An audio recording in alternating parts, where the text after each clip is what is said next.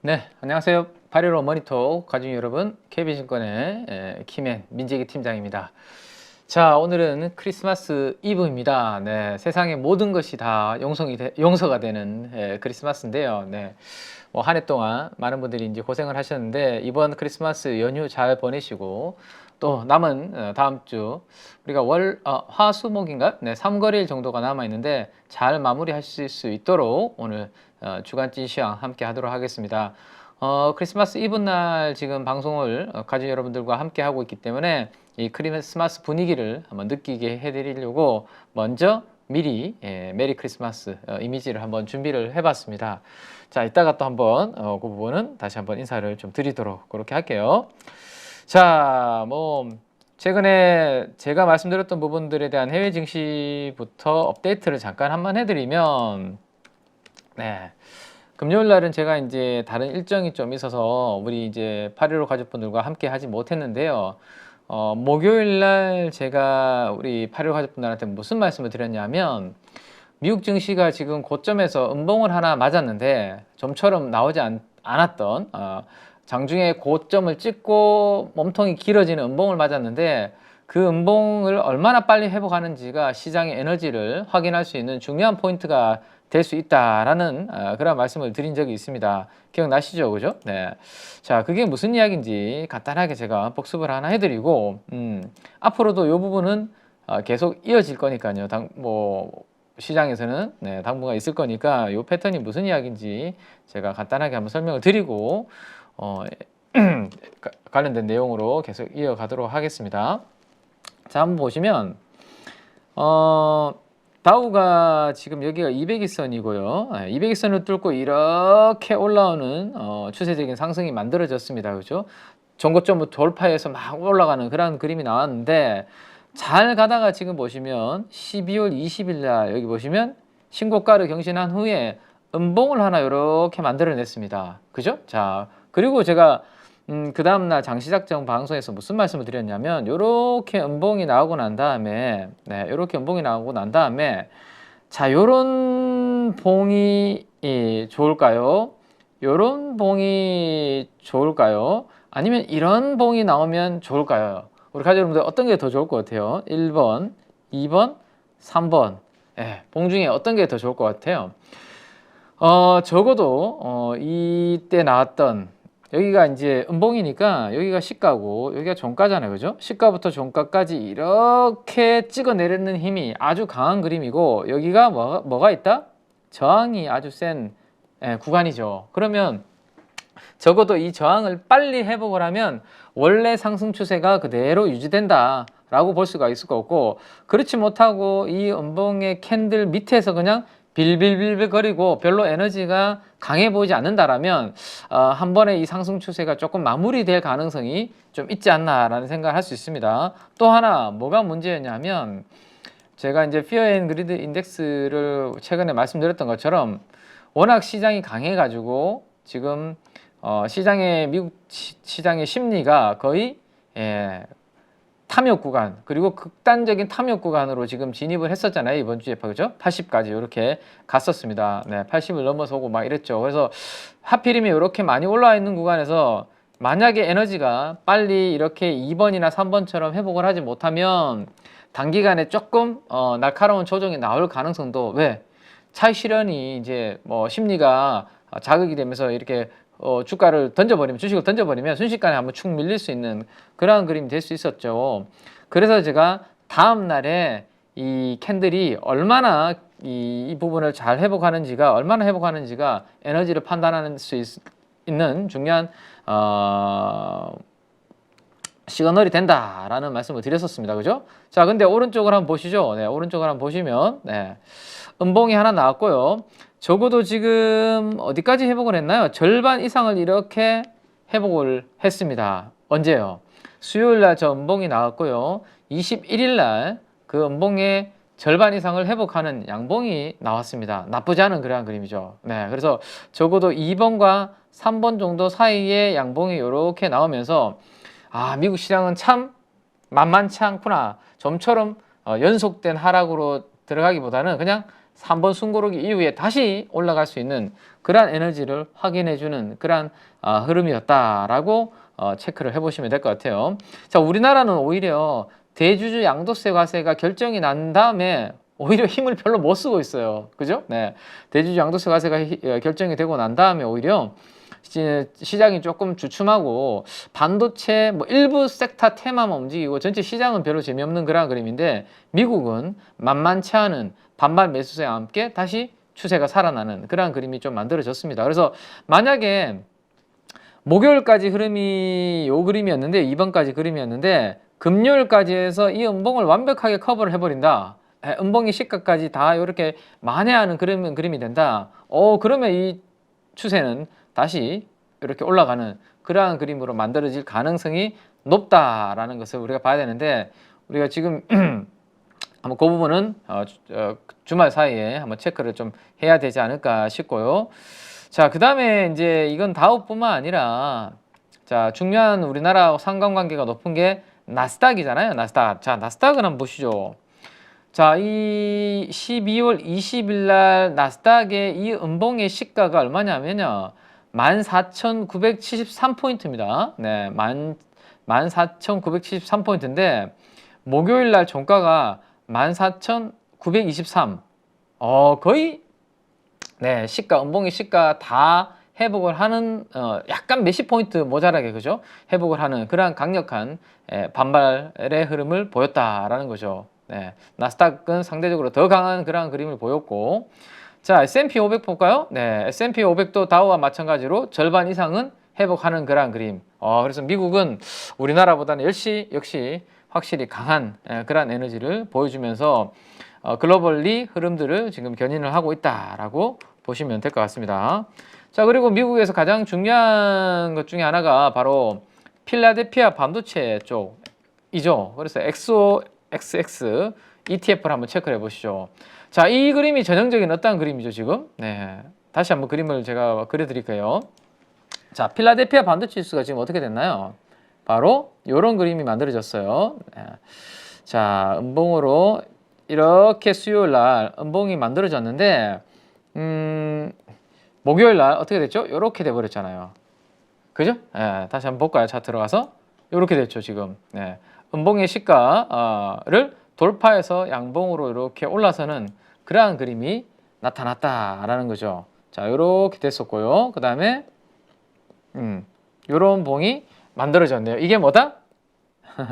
이게 네, 필라델피아 반도체 지수가 주도주잖아요. 주도 테마, 주도 섹터잖아요. 지금 반도체가 주도 섹터로서 가장 강한 힘을 보여준 게 이거다라는 거죠. 왜? 다우와 S&P는 이 정도까지 회복을 했는데 나스닥이 거의 여기까지 회복을 했는데 반도체 지수는 위로 올라섰잖아요. 역시 가장 강력하구나. 역시 주도 테마구나라는 것을 이번에도 이 조정 때 조정받고 올라오는 그 힘을 보면 얘가 주도주인지 아니면 그냥 쭉정이인지를 확인할 수가 있는데 충분히 우리가 수요일 목요일 사이에 캔들을 통해서 이걸 확인할 수 있었다라는 거고 자 여기에서 이제 그러면 한 파생을 좀 해볼까요? 한번 나가보면 이렇게 목요일 날 수요일 날 음봉의 시가보다 더 월등히 올라가게 만든 이유 중에 하나는 뭐죠? 누구 때문입니까? 당연히 우리 삼성전자와 하이닉스와 같은 분류로 속해져 있는 메모리의 3대 회사 중에 하나인 마이크론 테크놀로지가 제가 이번 주에 마이크론 테크놀로지의 실적 발표가 있는데 실적 괜찮을 거다라는 말씀을 미리 제가 월요일 날 이미 해드렸었죠. 지난주 월요일 날 이미 말씀을 드렸었고 2분기 매출이 예상보다 높을 것으로 전망이 되면서 이미 주가가 시간 내에서 상승을 했는데 정규장에서는 거의 8% 9%나 올라서 끝났습니다. 자, 이걸 봤을 때 뭐다? 우리가 함의는 여기서 느낄 수 있는 함의는 지금까지 심각한 침체기였는데 그죠? 반도체가 메모리 사이클이 드디어 메모리 시장이 반등하고 있구나. 지금 반등하고 있구나. 이거를 이제 이번에 이 힘을 가지고 여러분들께서 우리 가족 여러분들께서 느끼실 수 있다라는 거죠. 느껴야 되고요. 그래서 많은 분석가들이 반도체를 분석한 애널리스트 분들이 플래시 스토리지와 동적 랜덤 액세스 메모리에 대한 수요가 내년이면 2024년입니다. 지속적으로 지금 개선될 것으로 지금 낙관적으로 예상을 하고 있습니다. 네, 그런 부분들이 지금 이번 가이던스에도 반영이 됐고요. 자, 그 다음에 메모리 가격이 이렇게 하락세를 보이다가 최근에 몇 주 동안 이렇게 돌아섰잖아요. 그죠? 회복을 보이면서 마이크론의 수익성에는 이 부분이 영향을 줬고 마이크론 수익성에 개선되는 그 부분에 영향을 계속해서 여기에 줄 것으로 생각이 되고요. 결국 수요가 지금 좋아지고 있다는 건데 수요가 좋아지는 부분은 뭐죠? 네, 인공지능이 어디에? 다양한 제품과 다양한 서비스에 기인하면서 그죠? 인공지능이 다양한 제품과 서비스에 막 장착이 되면서 이런 부분들로 인해서 AI 기술이 핵심 AI 기술의 핵심 구성 요소인 뭐죠? 대규모 언어 모델 LLM이죠. 네. 라지 랭귀지 모델 LLM 같은 이 모델 훈련에 필수적인 마이크론의 고대역폭 메모리 HBM. 자, 이것과 함께 메모리 칩에 대한 수요가 증가하는 이런 부분들이 이번에 필라델피아 반도체 지수와 마이크론의 주가를 끌어올리면서 다시 시장을 살려놨다. 뭐 이렇게 가족 여러분들께서 이해를 하시면 되지 않을까 싶네요. 자, 그러면 결국에는 지금 분위기로 봤을 때 제가 봤을 때는 뭐라고 말씀드렸죠? 12월 달에 강하고 좀 수급이 강한 종목들이 1월 달 연초 랠리의 주도 테마가 될 가능성이 높다라고 제가 12월 달에 그들을 잘 봐야 된다라고 말씀드렸는데 지금 분위기로 봤을 때 이제는 뭐 다음 주까지 3거래일밖에 올해는 안 남았습니다. 자, 지금 분위기로 봤을 때는 연초의 랠리는 결국에는 그 섹터 테마 중에 한 축은 반도체가 될 가능성이 무엇보다도 지금 높게 우리가 생각해 볼 수 있는 그런 부분들이 분위기가 조성이 되고 있다라고 보시면 될 것 같아요. 자, 그러면 이미 이런 것들을 반영을 해서 하이닉스도 많이 올라 있고, 그렇죠? 삼성전자도 안 오른 건 아니고 좀 올라와 있는 상태입니다. 그래서 밸류에이션이 바로 추격하기에는 조금 부담스러운 거 아니야? 뭐 이런 이야기들이 좀 나오고 있죠. 자, 그래서 반도체 내에서도 상대적으로 반도체의 분위기가 더욱더 확산이 되고 연초에 뭔가 랠리가 펼쳐질 때 밸류에이션이 좀 싸서 아직까지 밸류에이션 메리트가 부각이 되면서 같이 좀 움직일 수 있는 그런 후보군들에 대해서 몇 가지 말씀을 좀 드려보도록 하겠습니다. 자, 먼저 첫 번째로 오늘 반도체 분위기에 올라타서 우리가 한번 체크를 해볼 좀 아직까지 덜 오르고 시장에서 이제 막 관심을 다시 가지기 시작한 종목군들로 한번 이야기를 한번 나가보면 자, 저는 이쪽이 한번 눈에 띄는 것 같아요. 자, 뭐냐? 옛날에 우리가 한번 공부를 했던 키워드입니다. 이게 뭐죠? 스크러버, 칠러라고 되어 있죠. 스크러버, 칠러라고 되어 있습니다. 요게 뭐 하는 기업이냐? 제가 홈페이지를 가서 하나 보여드리도록 하겠습니다. 홈페이지를 가서 하나 보여드리면 자, 오늘 먼저 첫 번째로 볼 종목은 GST라는 종목입니다. GST. GST를 한번 보시죠. 자, GST는 왜 GST냐면 글로벌 스탠다드 테크놀로지 앞에 앞글자를 따서 GST라고 되어 있는데요. 자, 이 회사의 홈페이지에 들어가 보시면 왼쪽 편에 컴퍼니라고 있고 그 밑에 프로덕트라고 되어 있습니다. 프로덕트를 딱 누르시면 두 가지의 카테고리가 나오고요. 첫 번째 거를 딱 누르시면 GST의 스크러버는 이라고 되어 있죠. 뭐라고 되어 있죠? 반도체와 디스플레이 공정 장비에서 사용된 후 배출되는 유해한 가스를 정화하는 장비라고 되어 있네요. 정화하는 장비, 그죠? 이 스크러버를 어디에서 많이 들어봤냐면 우리가 조선에서 조선 기자재 이야기할 때 스크러버를 장착을 한다 안 한다 막 이야기 들었던 거 기억나시죠, 그죠? 네, 마찬가지입니다. 여러 가지 공정 산업 공정에서 스크러버가 써 있는데 반도체와 디스플레이 공정에서도 이 유해한 가스를 정화하는 장비가 쓰인다라는 거죠. 그게 바로 스크러버라는 게 있고요. 자, 그 아래쪽에 이제 또 프로덕트라는 걸 눌렀을 때 그 아래쪽 카테고리를 누르면 뭐가 나오냐면 자, 칠러라는 키워드가 나옵니다. 칠러는 반도체와 디스플레이 공정 중에 발생하는 열을 흡수해서 공정 장비의 내부 웨이퍼나 글라스 등의 온도를 일정하기 위한 칠러는 뭔가 이 반도체 공정 내에서 열이 막 이렇게 발생할 수 있는 부분들을 조금 약간 관리해주는 일정하게 온도를 유지시켜주는 그러한 역할을 하는 장비구나라는 것을 알 수가 있겠네요. 그죠? 네. 그래서 지금 위에 있는 게 스크러브 장비, 아래쪽에 있는 게 칠러 장비의 대표적인 거다라고 이렇게 보시면 될 것 같습니다. 자, 그러면 우리나라 국내에서 이렇게 유해가스를 정화하는 거, 온도를 관리해 주는 거, 이런 스크러버와 칠러를 반도체 공정에서 주려고 하고 있는 기업이 대표적으로 2개 기업이 있는데, 첫 번째가 바로 가스통이라고 불리는 GST라는 회사고, 두 번째가 바로 유니셈이라는 회사가 있습니다. 네. 둘 다 시가총액은 2,500억 정도를 12월 21일 기준으로 이렇게 기록을 하고 있네요. 그죠? 네. 자, 이 칠러와 스크러브는 꾸준하게 이거는 장비가 들어가는 영역입니다. 특히나 이런 것들은 뭔가 캐펙스 투자가 좀 진행이 되면, 그죠? 캐펙스 투자가 들어가면 당연히 좀 같이 좀 들어가야 되는 그런 성격이 있어요. 그래서 생각보다 나쁘지 않습니다. 보시면 영업이익률, 3분기의 영업이익률 보실래요?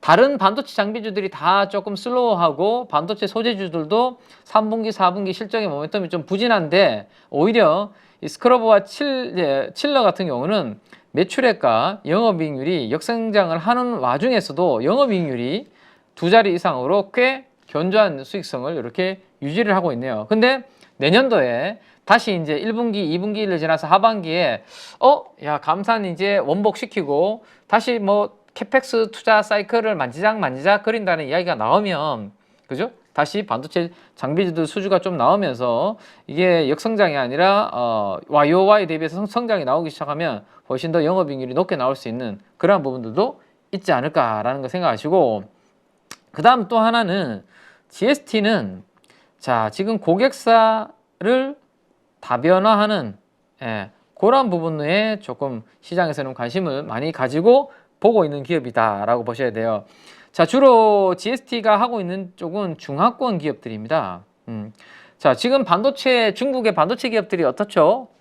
미국이 웬만한 장비들은 미국에서 중국으로 못 가게 지금 막고 있잖아요. 그러다 보니까 자체적으로 뭔가 반도체 어쨌든 AI 시대에서 우리가 뒤처질 수는 없고 뭔가는 하긴 해야 되죠. 그러다 보니까 중국 내수 로컬 기업들이 반도체 열심히 투자를 하고 있는데, 거기에 바로 스크러브라든지 칠러라든지 이런 중화권 업체들한테 그런 부분들을 좀 하는 게 좀 있다라는 거고, 또 하나는 바로 TSMC 쪽으로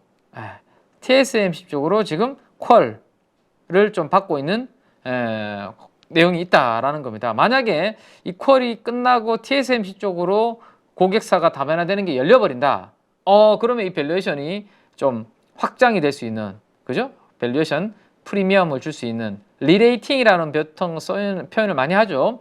원래 이 회사는 예를 들어서 PER이 5배 정도 수준에서 크게 산업이 별로 달라지는 것도 없고 성장성도 없고 고객사도 꾸준하고 그냥 별로 다른 게 없어서 이 정도 평가를 받았는데, 뭔가 새로운 고객사가 들어왔는데 이 고객사가 글로벌리 어마어마한 파운드리 관련된 기업이다 라고 했을 때는 기존에 받고 있는 밸류에이션이 아니라 뭔가 리레이팅이 될 가능성이 높은 부분이 될 수 있겠죠. 그래서 TSMC는 지금 데모컬을 받고 있는데, 이게 만약에 잘 되면 TSMC도 고객사로 확보할 수 있는 그런 부분이 있을 수 있다라는 거 생각을 하셔야 되고요. 자, 또 한 가지는 삼성전자가 또 어쨌든 최대의 또 고객 중에 하나인데요. 삼성전자 내에서 MS가 조금 높아질 수 있다라는 그런 기대감이 좀 있다라고 보시면 될 것 같습니다. 어느 쪽이냐면 ALD라는 쪽인데요. ALD를 비롯한 신규 공정, 이런 것들이 반도체 미세화 공정에서 많이 지금 조금 쓰이고 있는 원자층 증착 관련된 이런 부분들이죠. 그래서 ALD를 비롯해서 신규 공정 내에서 점유율이 좀 올라오고 있다라는 겁니다. 이게 점점점 미세화되면 미세화될수록 공정이 난해해지고 거기에서 가스라든지 열 관리 이런 부분들이 어려워질 텐데, 거기에서 점유율이 좀 올라오고 있다라는 거죠. 자, 그렇게 돼버리면 어떻게 되죠? 올해를 약간 바닥으로 24년과 25년에는 이익의 방향성이 이렇게 좋아질 수 있다. 방금 제가 설명드렸던 내용들로 인해서 내년과 내후년도에는 이익의 방향성이 좋아질 수 있는 부분들을 우리가 기대해 볼 수 있다라는 거죠. 자, 이해되시죠? 자, 여기까지가 이제 이 기업들, 스크러버 칠러 기업들의 펀더멘탈을 제가 이야기 드린 거고, 방금 말씀드린 것처럼 뭔가 방향성이 괜찮고 이익도 앞으로 증익이 예상되고 특히나 내년도에 메모리 사이클이 더 좋아지면 훨씬 더 또 성장할 수 있는 부분이 더 커질 수 있는데 뭐죠? 중요한 거는 밸류에이션입니다. 여기 좀 지저분하니까 제가 지웠다가 다시 한번 열어드릴게요. 네. 자, 반도체 팡이 지금 이렇게 되다가 이렇게 되고 있는 상황에서 뭐예요? 지금 펀더멘탈도 좋아지고 있는 가운데 밸류에이션이 지금 싸잖아요.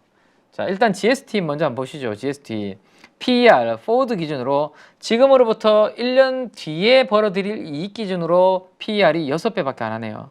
그죠? 6배. 자, 그리고 3분기 실적이 123억입니다. 1, 2, 3분인데 여기에다가 곱하기 4를 하면 얼마예요?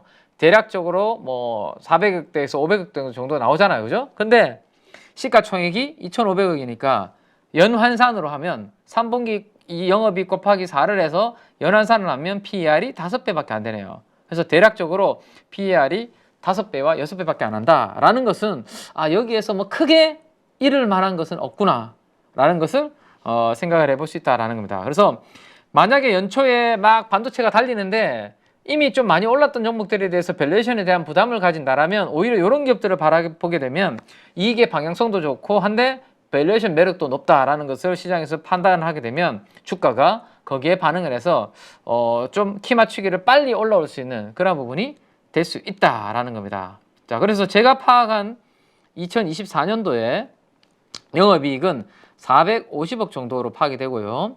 25년도에 영업이익은 700억 정도로 파악이 되고 있습니다. 네. 뭐 한 600억에서 700억 정도 나올 수 있다라는 파악이 되고 있는데요. 자, 그러면 시가총액 나누기 450억, 시가총액 나누기 600억 정도만 하더라도 충분히 제가 봤을 때는 현재 시가총액 2,500억 수준은 뭐 저는 뭐 크게 잃을 건 없는 충분히 우리 815 가족분들께서 공부를 해보셔도 괜찮을 만한 위치가 아닌가라는 생각이 좀 드는데요. 네, 한번 차트로 가지고 한번 체크를 해보죠.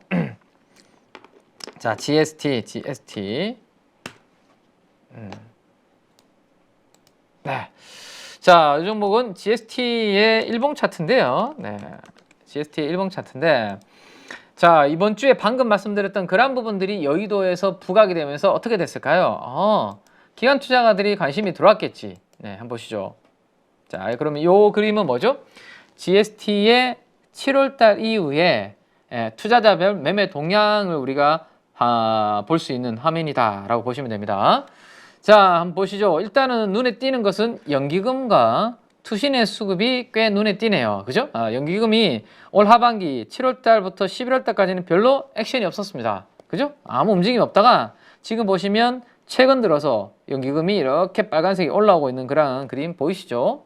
자, 투신도 마찬가지네요. 네, 8월달 이후로 비중을 확 줄어들다가 빈집인 상태였습니다. 마이너스였으니까 빈집인 상태였는데 최근 일주일 사이에 이번 주 들어서 투신들이 집중적으로 이렇게 들어오는 모습이 보이네요. 그래서 연기금과 투신의 매수를 바탕으로 기관 투자가들의 플레이가 아주 강력하게 지금 들어오고 있다. 거기에다가 외국인들도 9월달 이후로 이렇게 비중을 줄여놨다가 같이 이렇게 좀 들어오는 모습. 반대로 개인 투자자들이 비중을 확 줄여버리는 그런 모습이네요. 그래서 기관과 외국인의 방향성이 괜찮고 개인들이 팔기 때문에 내년 초에 반도체 랠리가 연초에 나타날 때 밸류에이션 메리트가 싸고 성장이 나오는 기업으로서 주목을 하게 된다면 어디까지 그러면 볼 수 있을까 공부를 해본다면, 자, 차트를 조금 이렇게 길게 한번 연결을 해서 해보면, 자, 이 회사가 원래 주가가 연초부터 해서 올라가다가 고점을 찍고 내려온 가격대는 얼마입니까? 3만원과 3만 1,000원 구간에서 여기네요. 그죠? 네. 3만원과 3만 1,000원 구간에서 고점을 찍고 쭉 빠져버렸습니다. 쭉 빠져버렸다가 지금 2만원부터 다시 지금 올라오기 시작했는데 제 생각에는 네, 전고점까지는 한번 움직임이 충분히 나올 수 있는 그런 부분이 되지 않을까 싶네요. 네, 요 구간 있죠? 네, 요 구간. 그래서 200일선 부근이라면 한 3만 원 정도까지 업사이드를 한번 4,000원에서 5,000원 정도를 한번 가져볼 수 있는 내용이 있는 반도체 중에서도 내년도, 내후년도 방향성은 좋은데 밸류에이션 메리트가 있는 그러한 부분이기 때문에 한번 여러분들께서 체크해 보시는 거 괜찮을 것 같다라는 거 하나 이야기를 좀 해드리고요. 자, 네, 오늘 하나 보시고 그 다음에 이제 또 하나 볼 거를 이야기를 좀 해드리면, 자, 이번 주에 제가 여러분들께 또 하나 이야기해 드릴 쪽은 내년도에 우리가 소재 부품단을 좀 볼만하다라는 이야기를 드리고 있습니다. 그죠? 자, 121선 딱 해서, 자, 요거가 이제 여러분들께서 한번 공부해 볼 만한 거다라고 제가 계속 말씀을 좀 드렸는데, 자, 201선 부근이 항상 기회다라는 말씀을 드렸고, 지금 보세요. 전고점까지 또 이렇게 올라오니까 52,000원, 53,000원까지 올라오니까 또 주춤하는 그런 그림을 보이고 있죠. 왜? 이 회사는 증익이 매우 빨리 일어나는 건 아니거든요. 아마 2024년도 제가 봤을 때는 하반기 정도 되면 아마 시장에서 더욱더 지금보다는 주목을 받지 않을까라는 생각이 듭니다. 왜냐하면 1분기에 감산을 원복을 해야 된다는 이야기가 나오기 시작하면 그때부터 본격적으로 이제 소재단에 대해서 관심이 더 크게 있을 텐데, 하나머티리얼즈는 특히나 내년도 하반기부터 조금 모멘텀이 더욱더 세질 수 있는 부분이 있습니다. 그래서 올라갈 때 굳이 그렇게 급하게 따라갈 필요가 없다. 따라갈 필요가 없고, 혹시라도 다시 또 200일선 부근까지, 이게 얼마냐면 46,000원과 47,000원 정도 구간이 되는 것 같은데, 그죠? 그때까지 좀 내려오는 부분이 나타난다라면 그때 한번 여러분들께서 좀 보실 만한 또 부분이다라고 보시면 되고, 그 다음에 이제 삼성전자, 하이닉스 잠깐만 또 이야기를 해드리죠. 자, 지금 삼성전자가 76,000원 가깝게 이제 올려놓고 지난 금요일 날 끝이 났고 전고점 돌파해서 이렇게 올라갑니다. 그죠? 제가 메모리 사이클 지금 PBR 2배까지도 한번 열어볼 수 있다라는 이야기를 계속 지금 드리고 있는데요. 과거에 2010년도 초반에 낸드 사이클 좋았을 때와 지금과 함께 본다면 지금 PBR이 1.5배 정도 되는데 2배까지는 한번 노려볼 수 있는 그런 부분이 된다라는 말씀을 드렸는데, 지금 삼성전자와 하이닉스한테 우리가 기대할 수 있는 부분이 어떤 내용이 있냐면요, 이런 내용들을 한번 기대를 해 볼 수 있습니다. 외국계 증권사가 있고요, 외국계 증권사가 있고 국내 증권사가 있을 거 아니에요. 그죠? 국내 증권사. 이들이 누구? 반도체를 분석하는 외국계 증권사가 있고 국내 증권사가 있을 텐데, 현재 외국계 증권사가 삼성전자 하이닉스에 대해서 이익에 대해서, 내년도 이익에 대해서, 24년도 이익에 대해서 훨씬 더 높게 잡고 있습니다. 자, 무슨 이야기냐면 국내 증권사는 하이닉스의 영업이익에 대해서 약 8.5조 정도를 잡고 있거든요. 근데 외국계 증권사는 지금 13조? 네, 14조? 뭐 이 정도로 지금 내년도 하이닉스의 영업이익이 이렇게 될 거다라는 생각을 가지고 있습니다. 지금 격차가 많이 벌어져 있죠. 국내보다 한 5조 정도 더 높게 잡고 있다라는 거죠. 하이닉스의 영업이익에 대해서. 네. 자, 저는 이 차이는 아마 낸드 때문에 좀 있는 거 아닌가. 일부 뭐 여러 가지 몇 가지 영역이 있겠지만, 외국계는 내년도에 낸드가 지금보다 훨씬 더 좋아지면서 낸드 쪽의 적자폭이 생각보다 많이 줄어들면서 하이닉스의 영업이익이 적어도 10조 이상 될 것이다 라고 보고 있다라는 거죠. 그래서 이번에 4Q의 실적이 나오면 아마 우리 국내 증권사가 낸드가 생각보다 좋아질 수 있다라는 자신감을 가지게 되면 이 컨센서스는 4분기 실적 이후에 계속해서 상향 조정이 될 것 같고요. 2024년도의 영업이익은 10조 정도로 최소한 상향 조정시키는 그러한 부분들이 나타나지 않을까 싶네요. 자, 이렇게 삼성전자와 하이닉스에 대한 실적 추정치가 상향 조정이 되면 어떻게 될까요? 자, 이들은 어디죠? 코스피 영업이익에서 많은 비중을 차지하고 있는 반도체입니다. 그죠? 반도체죠. 그래서 전체 시장 이익에서 차지하는 반도체의 이익 비중은 더 높아지는, 그래서 주도 테마의 움직임은 계속 나타날 것으로 생각이 되고요.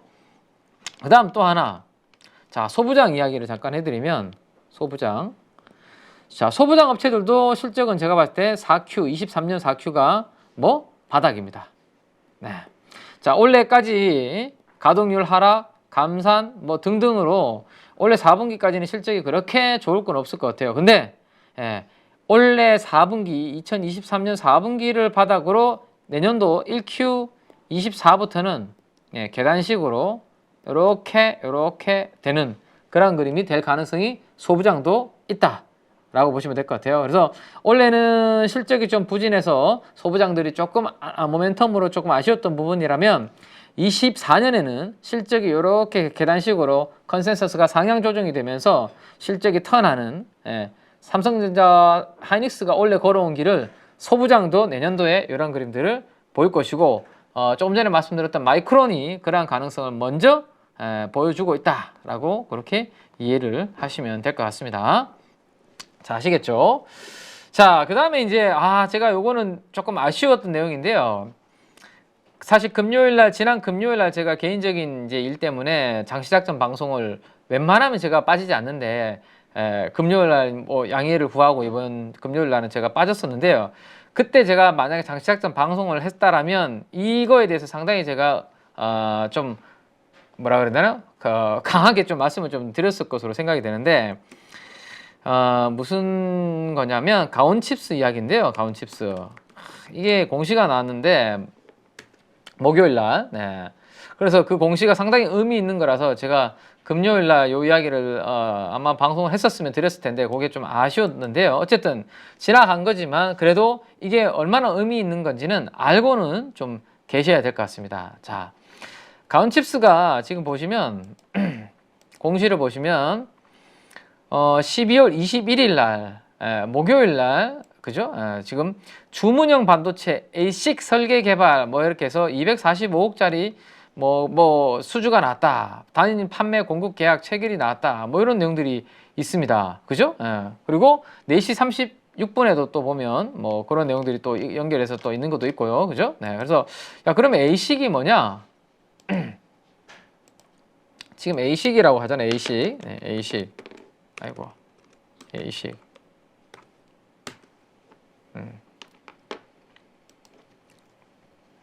자, ASIC 주문형 반도체라고 이렇게 되어 있습니다.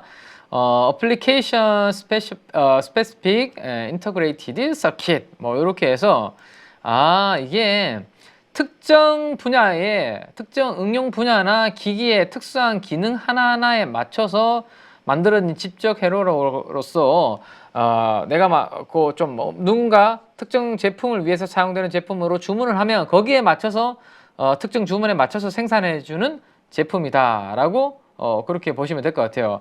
그러면 이 주문형 반도체가 이렇게 판매 계약이 나오는 이게 뭐가 그러면 중요하냐라고 하면 지금 NPU 이야기가 막 나오고 있잖아요. 그리고 온디바이스 AI 이야기가 막 나오고 있잖아요. 그죠? 그러면 NPU나 이러한 ASIC과 같은 반도체들이 온디바이스 AI 우리 스마트폰 같은 이러한 온디바이스 AI나 추론용 AI 시장이 커졌을 때 분명히 수요가 커질 것으로 지금 기대가 되면서 그 관련된 테마가 빵 움직였는데 이러한 판매 계약까지 공시까지 나오니까 훨씬 더 진짜 앞으로 이 온디바이스 AI 시대가 오면 이 수요가 커지는 게 맞겠네라는 게 이번 주 목요일 날 오후장에서 그게 확인이 된 거예요. 시장에서는. 이해가 되십니까? 지금까지는 만약에 온디바이스 AI 때문에 요런 NPU라든지 뭐 이런 것들이 성장할 수 있겠네, 뭐 수혜가 될 수 있겠네 라는 생각을 가지고 있었다면 지난주 목요일 날 가온칩스의 저 수주로 인해서 공시로 인해서 수요가 커지는 게 명확하다라는 것을 보여준 그런 부분이었다라는 거죠.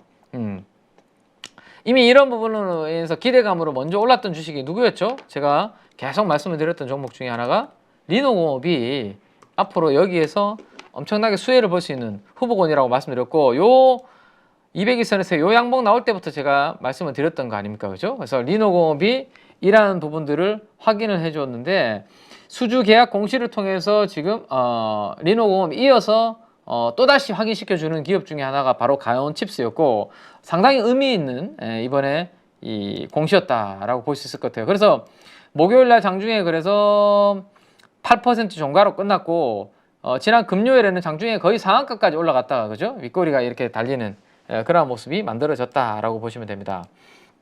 자, 그래서 물론 윗꼬리가 달린 이유라면 기관 투자가들 중에서도 사모펀드와 일부 투신들은 주가가 상한가까지 급등해 버리니까 차익 실현을 좀 한 움직임이 있었던 것 같아요. 그죠? 그러면서 윗꼬리가 좀 달렸고 반면에 그러한 물량들을 외국인들이 거의 30만 주를 한 방에 받아가면서 가온칩스는 신고가를 이렇게 전고점을 뚫어버리는 그러한 모습으로 상당히 의미 있는 모습이 나타났고 요 흐름들로 인해서 다른 종목들까지도 분위기도 같이 끌어올리는 그런 모습이 되었다 라는 것을 이해를 좀 해두시면 좋겠습니다.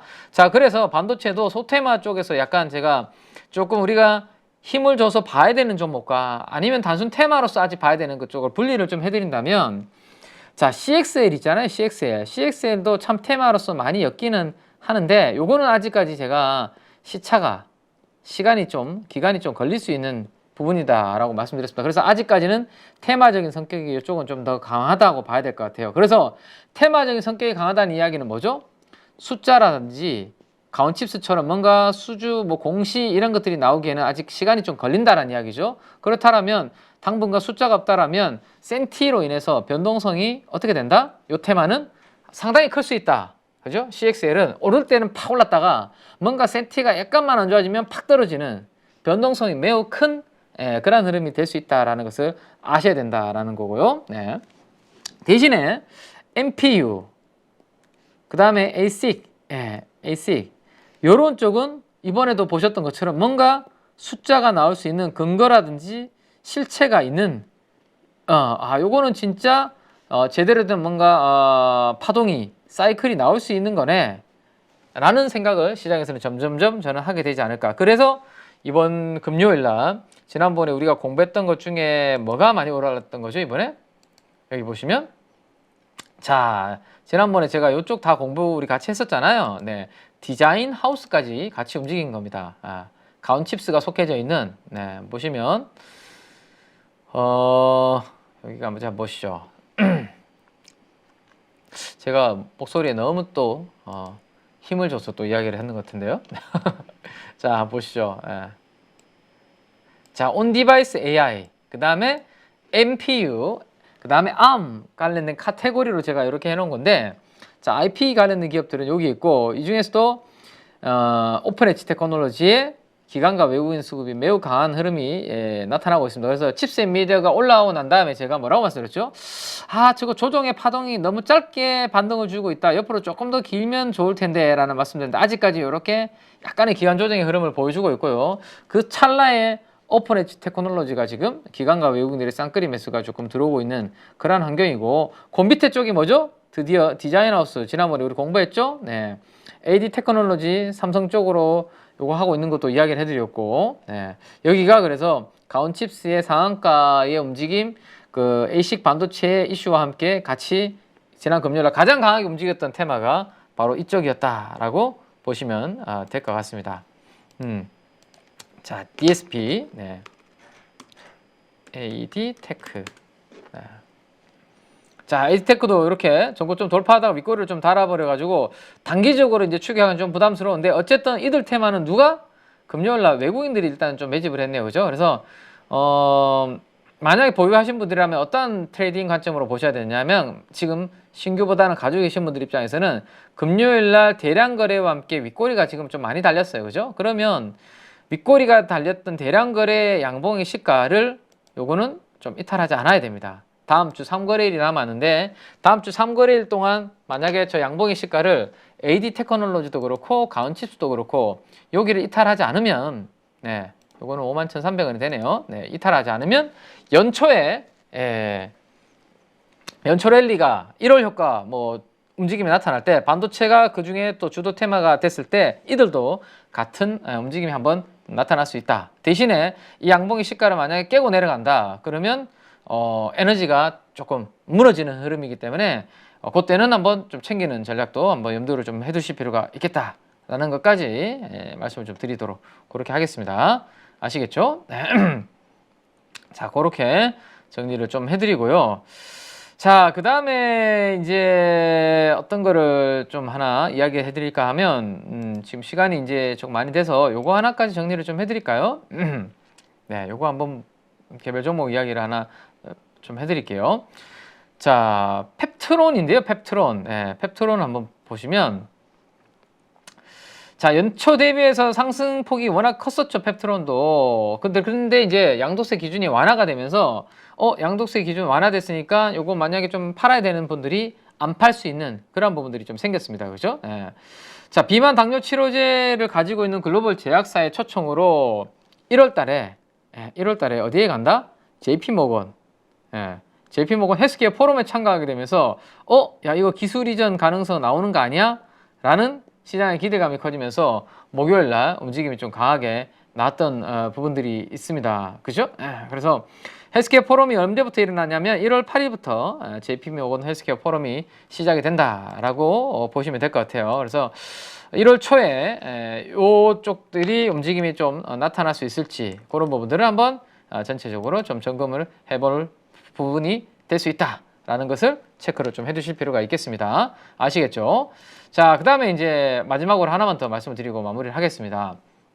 자, 여러 종목들이 제가 연초에 좀 달릴 만한 것들을 이야기를 해드리고 있는데 제가 최근에 가장 많이 이야기했던 것 중에 하나가 뭐였죠?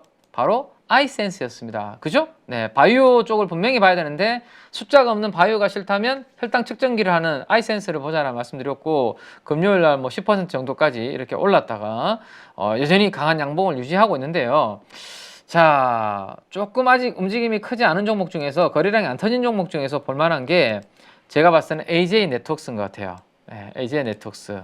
자, 지금 두산 로보틱스가 시가총액이 커지면서 인덱스 편입 기대감으로 지금 주가가 계속 올라오고 있는데, 자, 지난번에 제가 무슨 이야기를 했죠? 레인보우 로보틱스와 그 다음에 두산 로보틱스 쪽에 협동 로봇과 서비스 로봇을 특히나 서비스 로봇 쪽이겠죠? 렌탈 관련된 사업을 진행을 하려고 하는 회사가 AJ 네트워크스가 그 부분을 진행을 하려고 한다라는 말씀을 드렸습니다. 그래서 만약에 연초에 로봇 관련주들이 움직임이 또 두산 로보틱스의 시세와 함께 움직임이 펼쳐진다. 그러면 이제 서비스용 로봇 관련된 부분을 앞으로 렌탈 관련된 사업을 진행하게 되는 AJ 네트워크스 같은 이런 기업들도 계속해서 좀 공부하시고 모니터링을 좀 하셔야 될 필요가 있겠다라는 것까지 말씀을 드리고, 자, 오늘은 그래서 전체적으로 내년 1월달 연초에 반도체를 중심으로 아마 움직임이 좀 세게 나올 것 같은데요. 네, 애플 비전 프로도 나오고 하기 때문에 그와 관련해서 좀 덜 오른 종목 그리고 밸류에이션 메리트가 있는 종목들까지 소개를 해드렸고, 그 다음에 가온칩스가 이번에 나온 공시 그 의미가 어떤 부분이 있는지까지 설명을 드렸으니까 잘 참고하셔서 연말 우리가 좀 잘 마무리하고요. 내년을 또 초를 준비해보는 그러한 시간이 되셨으면 좋겠습니다. 자, 저는 크리스마스 자, 잘 보내시고요. 가족 여러분들 크리스마스 연휴 잘 보내시고 26일 날 월요일 아니죠? 화요일 날 장시작전 방송에서 다시 인사드리도록 하겠습니다. 8.15 가족 여러분 모두 메리 크리스마스입니다. 감사합니다. 안녕하세요. 8.15 모니터 가족 여러분, 임수열입니다. 이번에 하나증권과 8.15 모니터기 함께 특별한 이벤트를 진행하는데요. 8.15 모니터 가족분들이 하나증권 신규 계좌를 개설하시면 특별한 혜택을 받으실 수 있습니다. 첫 번째 혜택은요, 국내 주식을 살 수 있는 3만 원을 드립니다. 두 번째 혜택은 하나증권과 함께하는 8.15 머니쇼 초청 받으실 수 있는 초청권입니다. 8.15 머니쇼는 특별한 강사진들에 의해 진행되는 프리미엄 세미나로 매회 500분을 초대해서 진행할 예정입니다. 그 외에도 소수점 주식 혜택을 드릴 거고요. 하나증권 계좌를 처음 만드는 분이라면 누구나 신청 가능하십니다. 이제 혜택 받는 방법 알려드리죠. 영상 하단부 더보기란에 기재된 링크를 통해 신청하시면 됩니다. 반드시 더보기란 링크를 통해서 계좌를 개설해야 이 혜택을 받을 수 있으니 유의해 주시기 바랍니다. 하나증권과 8.15 모니터기 함께 주식으로 하나 되다. 8.15 모니터 가족 여러분의 많은 참여 부탁드립니다.